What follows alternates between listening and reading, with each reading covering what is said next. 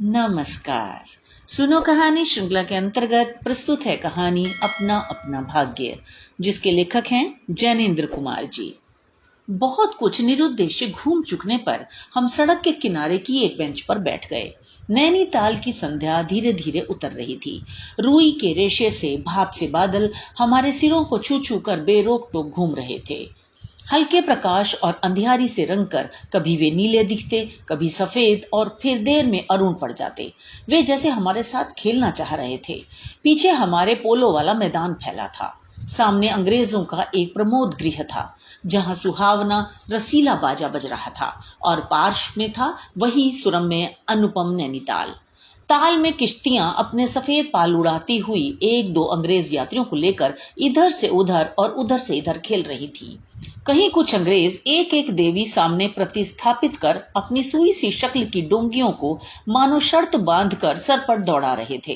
कहीं किनारे पर कुछ साहब अपनी बंसी डाले सधैर्य, एकाग्र, एकस्थ, एकनिष्ठ मछली चिंतन कर रहे थे।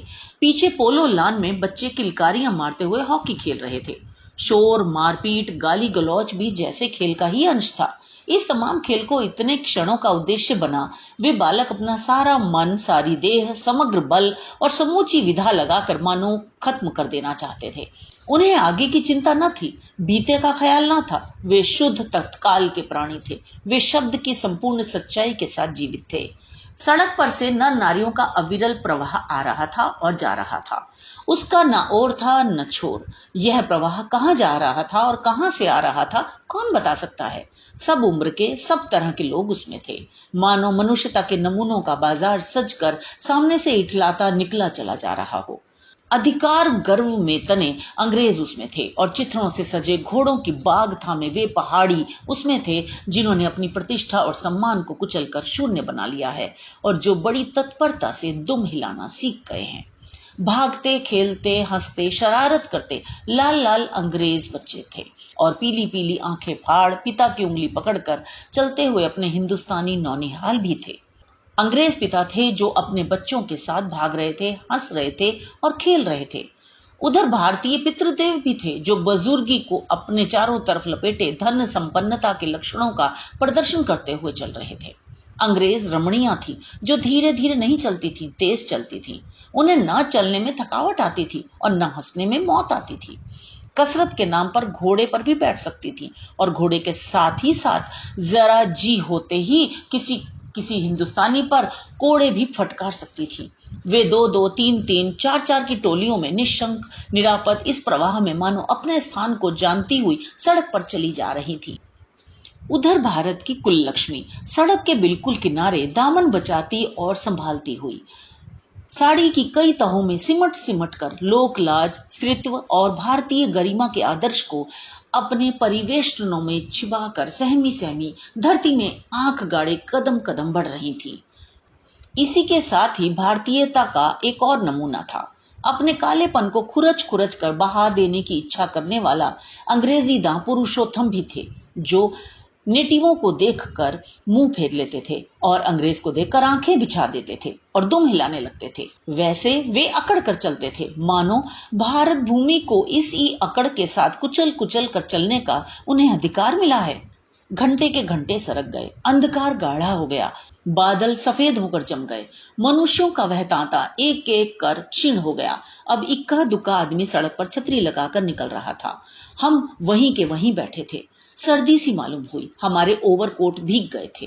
पीछे फिरकर देखा, यह लाल बर्फ की चादर की तरह बिल्कुल स्तब्ध और सुन्न पड़ा था। सब सन्नाटा था। तल्ली लाल की बिजली की रोशनियां दीप मालिका सी जगमगा रही थी।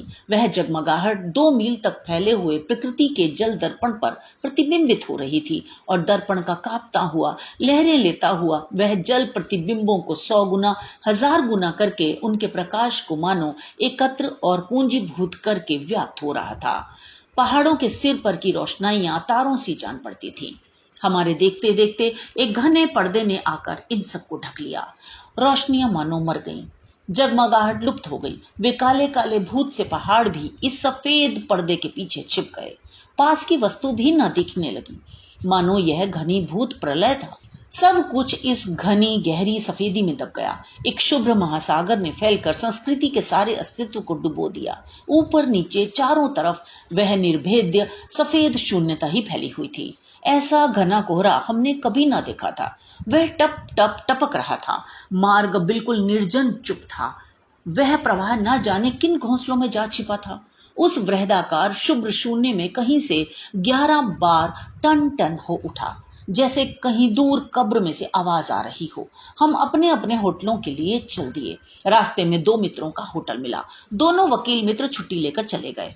हम दोनों आगे बढ़े। हमारा होटल आगे था। ताल के किनारे किनारे हम चले जा रहे थे। हमारे ओवरकोट तर हो गए थे।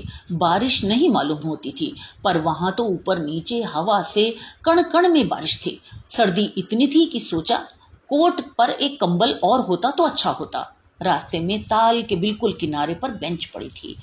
मैं जी में बेचैन हो रहा था। झटपट होटल पहुंचकर इन भीगे कपड़ों से छुट्टी पा गर्म बिस्तर में छिपकर सोना चाहता था, पर साथ के मित्रों की सनक कब उठेगी कब थमेगी इसका पता न था, और वह कैसी क्या होगी इसका भी कुछ अंदाज न था। उन्होंने कहा, आओ जरा यहाँ बैठें।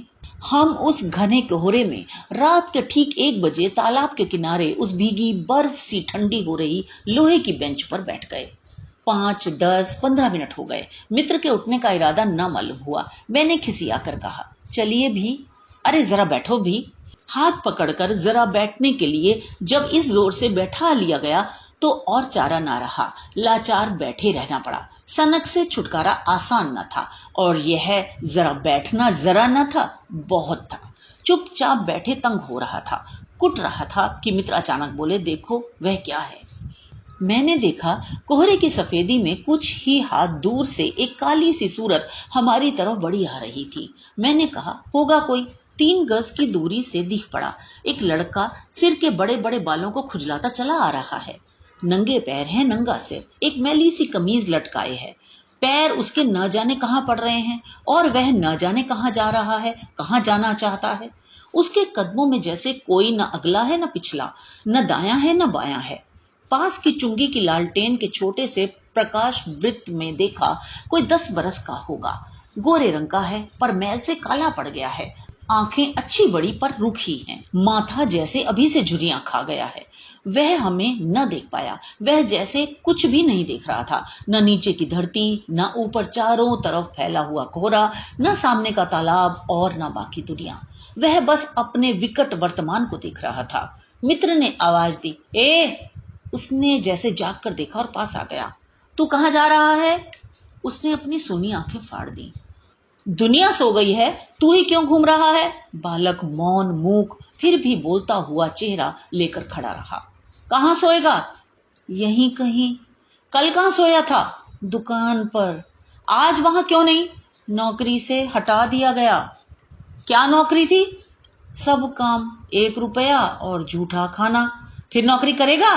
हाँ। बाहर चलेगा? हाँ। आज क्या खाना खाया? कुछ नहीं। अब खाना मिलेगा? नहीं मिलेगा। यूं ही सो जाएगा? हाँ। कहाँ? यहीं कहीं। इन्हीं कपड़ों में? बालक फिर आंखों से बोलकर मुंह खड़ा रहा। आंखें मानो बोलती थी, यह भी कैसा मूर्ख प्रश्न। माँ बाप हैं? हैं। कहाँ? 15 कोस दूर गांव में। तू भाग आया? हाँ। क्यों? मेरे कई छोटे भाई बहन हैं, सो भाग आया। वहां काम नहीं, रोटी नहीं। बाप भूखा रहता था और मारता था, माँ भूखी रहती थी और रोती थी, सो भाग आया। एक साथी और था उसी गांव का, मुझसे बड़ा था। दोनों साथ यहाँ आए। वह अब नहीं है। कहाँ गया? मर गया। मर गया? हाँ, साहब ने मारा, मर गया। अच्छा, हमारे साथ चल। वह साथ चल दिया। लौटकर हम वकील दोस्तों के होटल में पहुंचे। वकील साहब, वकील लोग होटल के ऊपर के कमरे से उतर कर आए। कश्मीरी दोशाला लपेटे थे, मोजे चढ़े, पैरों में चप्पल थी। स्वर में हल्की सी झुंझलाहट थी, कुछ लापरवाही थी। आह, फिर आप कहिए, आपको नौकर की जरूरत थी ना? देखिए, यह लड़का है। कहाँ से ले आए? इसे आप जानते हैं? जानता हूं, यह बेईमान नहीं हो सकता। अजी, ये पहाड़ी बड़े शैतान होते हैं। बच्चे बच्चे में गुल छिपे रहते हैं। आप भी क्या अजीब हैं, उठा लाए कहीं से, लो जी ये नौकर लो। मानिए तो ये लड़का अच्छा निकलेगा।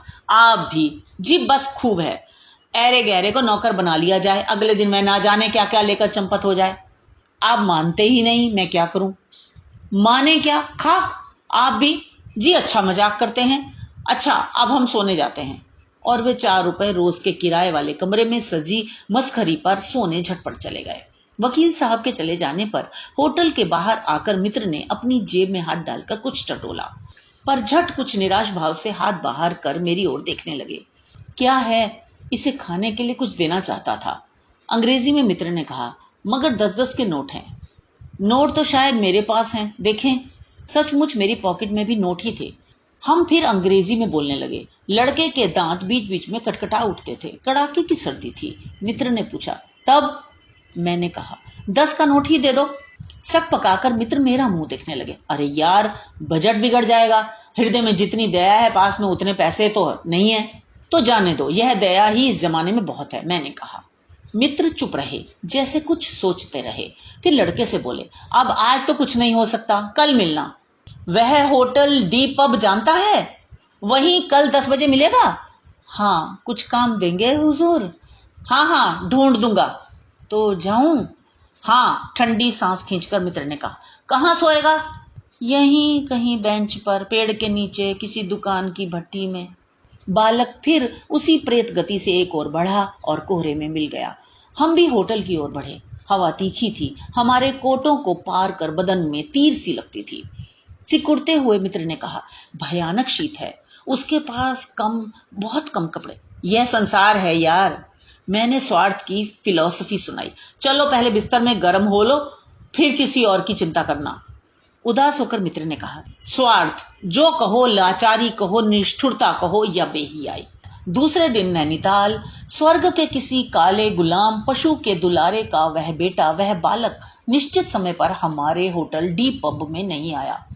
हम अपनी नैनीताल की सैर खुशी खुशी खत्म कर चलने को हुए। उस लड़के की आस लगाते बैठे रहने की जरूरत हमने ना समझी। मोटर में सवार होते ही थे कि यह समाचार मिला कि पिछली रात एक पहाड़ी बालक सड़क के किनारे पेड़ के नीचे ठिठुर कर मर गया।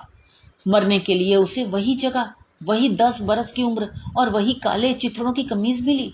आदमियों की दुनिया ने बस यही उपहार उसके पास छोड़ा था। पर बताने वालों ने बताया कि गरीब के मुंह पर, छाती, मुट्ठी और पैरों पर बर्फ की हल्की सी चादर चिपक गई थी। मानो दुनिया की बेहियाई ढकने के लिए प्रकृति ने शव के लिए सफेद और ठंडे कफन का प्रबंध कर दिया था। सब सुना और सोचा, अपना अपना भाग्य। ये तो थी कहानी। इसे अपने दोस्तों के साथ जरूर शेयर करें ताकि अमर साहित्यकारों की रचनाएं हर एक तक पहुंचे। मिलते हैं अगली कहानी में। धन्यवाद।